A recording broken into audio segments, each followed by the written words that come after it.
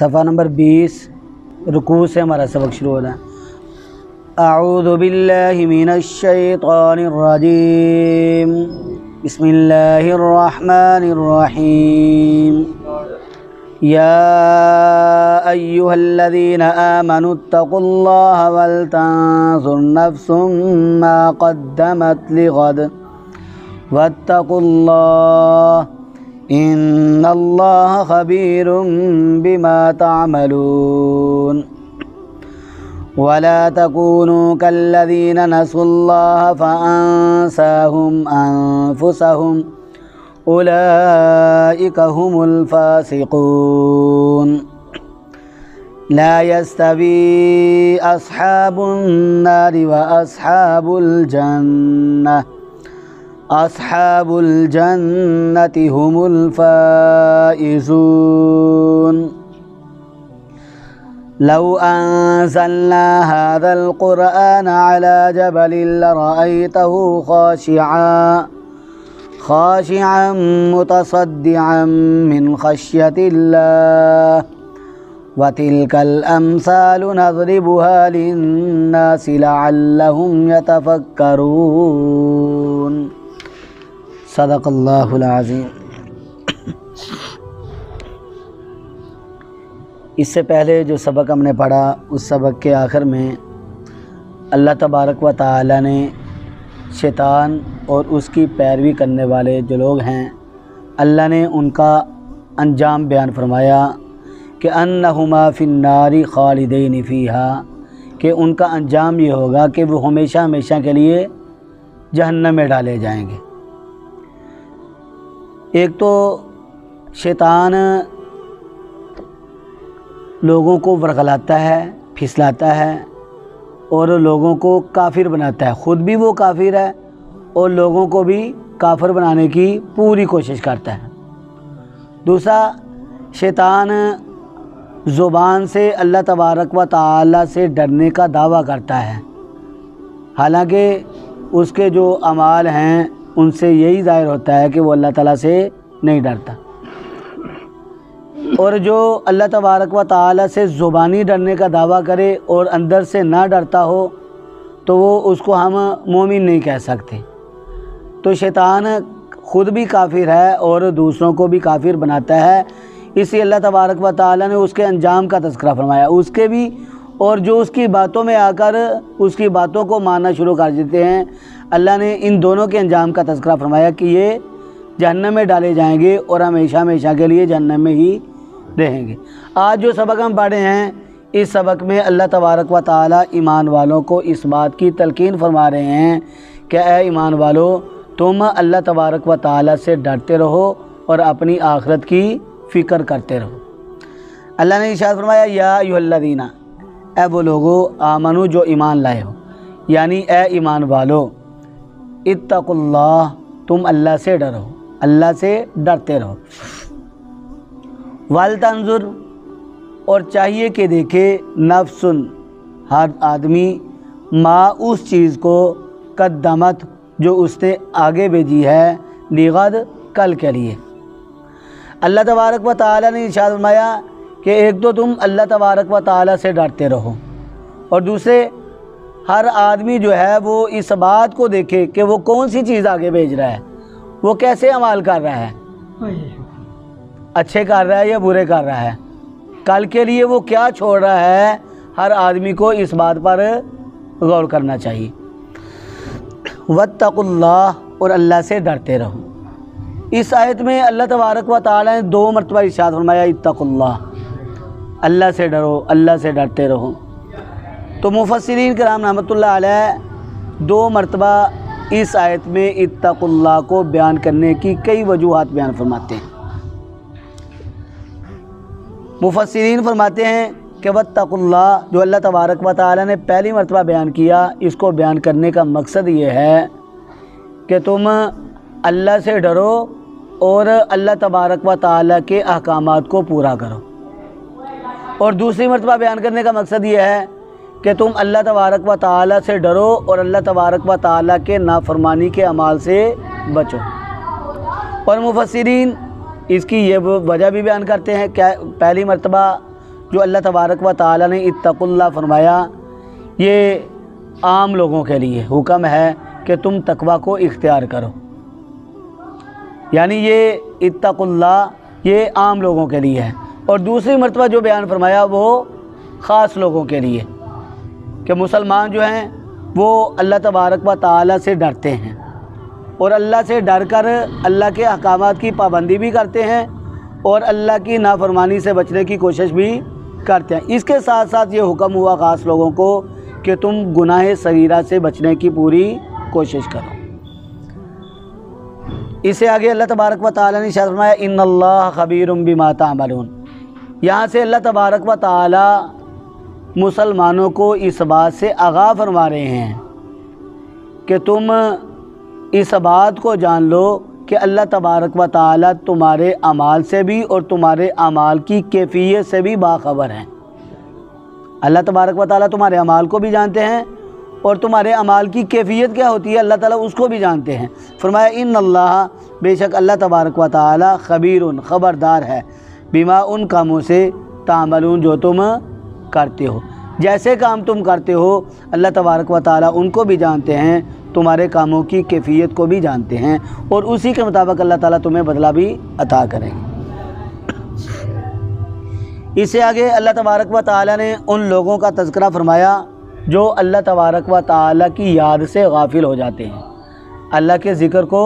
بلا دیتے ہیں۔ اللہ فرماتے ہیں کہ ایسے لوگ جو اللہ کی یاد سے غافل ہو جاتے ہیں اللہ تعالیٰ ان کی حالت ایسی کر دیتا ہے کہ وہ خود اپنے آپ کو بھی بھول جاتے ہیں۔ اللہ کو بھولنے والا ایسا ہوتا ہے، اس کی کیفیت اللہ تعالیٰ ایسی بنا دیتے ہیں کہ وہ اپنی ذات کو بھی بھول جاتا ہے اور وہ دنیا کی مستیوں میں ایسے مست ہو جاتا ہے، دنیا کی ایسی طلب کرنے لگ جاتا ہے کہ وہ اپنے آرام اور سکون سے بھی غافل ہو جاتا ہے اور بر وقت کھانے کی سوچ بھی اس کو نہیں رہتی، دوسروں کی بھلائی تو کرے گا اپنی بھلائی کو بھول جاتا ہے۔ اللہ تبارک و تعالی نے ایمان والوں کا تذکرہ فرمایا اور ایمان والوں کو حکم دیا کہ تم ان لوگوں کی طرح نہ ہو جانا جو اللہ تبارک و تعالی کو بھول جاتے ہیں۔ تو اللہ تبارک و تعالی ایمان والوں سے مخاطب ہیں۔ اللہ نے ارشاد فرمایا اے ایمان والو ولا تکونوا اور نہ ہو جانا تم کالذین ان لوگوں کی طرح نسوا اللہ جنہوں نے اللہ کو بلا دیا، ایسے لوگوں کی طرح نہ ہو جاؤ جو اللہ تبارک و تعالی کو بلا دیتے ہیں۔ فانساہم انفسہم پس اس نے بلا دیا ان کو انفسہم اپنا آپ، جو اللہ کو بھول جاتے ہیں اللہ تبارک و تعالی ان لوگوں کو ان کا اپنا آپ ہی بلا دیتے ہیں۔ اللہ تبارک و تعالی ان کی حالت ہی ایسی کر دیتے ہیں کہ وہ خود کو بھول جاتے ہیں۔ اللہ تبارک و تعالی نے ارشاد فرمایا اولئک هم الفاسقون جو اللہ کی یاد سے غافل رہتے ہیں، اللہ تبارک و تعالی نے ارشاد فرمایا یہی لوگ هم الفاسقون وہی فاسق ہیں، وہ ناگال لوگ ہیں۔ اس سے آگے اللہ تبارک و تعالی نے جو لوگ کامیاب ہیں اور جو لوگ ناکام ہیں اللہ تبارک و تعالی نے ارشاد فرمایا یہ آپس میں برابر نہیں ہو سکتے۔ نیک لوگ جو ہیں ان کے لیے جنت ہے، اللہ تبارک و تعالی ان کو جنت میں ڈالیں گے، اور جو برے لوگ ہیں ان کے لیے جہنم ہے، ان کو جہنم کے اندر ڈالا جائے گا۔ جو نیک لوگ ہوں گے وہی کامیاب ہونے والے ہیں اور جو بد لوگ ہیں وہ تو جہنم میں جا رہے ہیں، وہ کامیاب ہونے والے نہیں، وہ ناکام ہیں۔ تو اللہ فرماتے ہیں کہ کامیاب اور ناکام لوگ آپس میں برابر نہیں ہو سکتے، جنتی اور جہنمی آپس میں برابر نہیں ہو سکتے۔ یہی بات اللہ تبارک و تعالی نے یہاں پر بیان فرمائی ہے۔ فرمایا لا یستوی نہیں برابر ہو سکتے اصحاب الناری دوزخ والے و اصحاب الجنہ اور جنت والے۔ اللہ تعالیٰ فرماتے ہیں کہ دوزخی اور جنتی آپس میں برابر نہیں ہو سکتے۔ کیوں؟ فرمایا اصحاب الجنہ جنت والے ہم وہ الفائزون کامیاب ہونے والے ہیں، جنتی لوگ ہی کامیاب ہونے والے ہیں، جہنمی لوگ جو ہیں وہ ناکام ہیں۔ اور اللہ نے فرمایا کہ جہنمی جنتی کا مقابلہ نہیں کر سکتا، ناکامی اور کامیابی جو ہے وہ آپس میں برابر نہیں ہو سکتی ہے۔ اس سے آگے اللہ تبارک و تعالی نے قرآن پاک کی اطاعت کی ترغیب دی ہے، اور اللہ تبارک و تعالی نے قرآن پاک میں بہت سارے مقامات ہیں جہاں پر اس بات کا تذکرہ فرمایا ہے کہ یہ قرآن اللہ کا کلام ہے اور یہ لوگوں کی ہدایت کے لیے آیا ہے۔ اور اللہ تبارک و تعالی نے یہاں بھی لو انزلنا ھذا القرآن سے قرآن کی افضلیت کو، قرآن کی عظمت کو بیان کیا ہے اور قرآن کی اطاعت کی ترغیب یہاں پر اللہ تعالیٰ نے دی ہے۔ اللہ نے ارشاد فرمایا لو انزلنا، اگر ہم نازل کرتے، اگر ہم اتارتے ھذا القرآن، اس قرآن کو علی جبل، کسی پہاڑ پر، لرأیتہ، تو البتہ آپ اس کو دیکھتے، خاشعا، جھکنے والا، متصدعا، ٹکڑے ٹکڑے ہونے والا، من خشیت اللہ، اللہ تعالیٰ کے ڈر سے۔ اللہ تبارک و تعالیٰ کے ارشاد فرماتے ہیں کہ اگر ہم اس قرآن کو کسی پہاڑ پر نازل کرتے تو قرآن کی عظمت کی وجہ سے وہ پہاڑ جو ہے وہ اس کو برداشت نہ کر سکتا اور وہ ریزہ ریزہ ہو جاتا، لرز لرز کر، کانپ کانپ کر ٹکڑے ٹکڑے ہو جاتا۔ اور اللہ تبارک و تعالیٰ نے ان لوگوں کی کیفیت کو بیان فرمایا ہے، وہ لوگ جو قرآن کو مانتے ہیں اور قرآن کی تلاوت کرتے ہیں، اللہ فرماتے ہیں ان کی حالت کیسی ہوتی ہے، تقشعر منہ جلود الذین یخشون ربہم،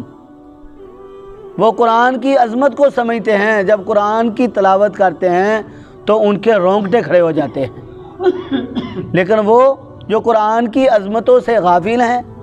فرمایا چاہے وہ منافق ہو چاہے کافر ہو، وہ قرآن کی عظمتوں سے واقف ہی نہیں ہیں، ان کو جتنا مرضی قرآن سنا لو، ان کا دل جو ہے وہ پتھر جیسا ہو جائے گا، فرمایا پتھر سے بھی زیادہ سخت ہوگا۔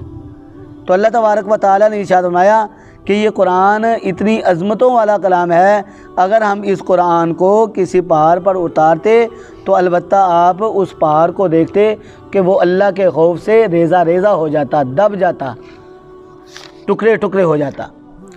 اللہ تبارک و تعالیٰ نے اس سے آگے مثالیں بیان کرنے کی جو حکمتیں ہیں ان کو بیان فرمایا ہے کہ اللہ تبارک و تعالیٰ قرآن پاک کے اندر مثالیں بیان فرماتے ہیں، اور ان مثالوں کو بیان کرنے کی حکمت کیا ہے، اس بات کو اللہ تبارک و تعالیٰ نے یہاں پر بیان فرمایا۔ فرمایا وَتِلْكَ الْأَمْثَالُ، اور یہ مثالیں ہیں، اور یہ مثالیں ہیں، نَضْرِبُهَا، ہم اس کو بیان کرتے ہیں، لِلنَّاسِ، لوگوں کے لیے۔ اللہ تبارک و تعالیٰ کیا فرماتے ہیں کہ ہم ان مثالوں کو کن کے لیے بیان کر رہے ہیں، لوگوں کے لیے، تاکہ وہ اس سے عبرت پکڑیں، تاکہ وہ ان مثالوں کو سنیں اور ان کو سمجھیں اور پھر اس پر غور و فکر کر کے اپنے آپ کو راہ راست پر لے آئیں۔ اللہ نے ارشاد فرمایا وَتِلْكَ الْأَمْثَالُ، اور یہ مثالیں ہیں، نَضْرِبُهَا، ہم ان کو بیان کرتے ہیں، لِلنَّاسِ، لوگوں کے لیے، لَعَلَّهُمْ يَتَفَكَّرُونَ، تاکہ وہ غور و فکر کریں، تاکہ وہ ان مثالوں پر غور و فکر کریں اور ان سے عبرت پکڑیں اور اللہ تبارک و تعالیٰ کے احکامات پر عمل پیرا ہونے والے ہو جائیں اور وہ راہ راست پر آ جائیں۔ اللہ تبارک و تعالیٰ سے دعا ہے اللہ رب العزت ہمیں اپنے کلام کی صحیح معنوں میں سمجھ عطا فرمائیں، اللہ تبارک و تعالیٰ اس کی زیادہ سے زیادہ تلاوت کرنے والا اور اس کے حقوق کو پورا کرنے والا بنائیں۔ وآخر دعوانا ان الحمد للہ رب العالمین۔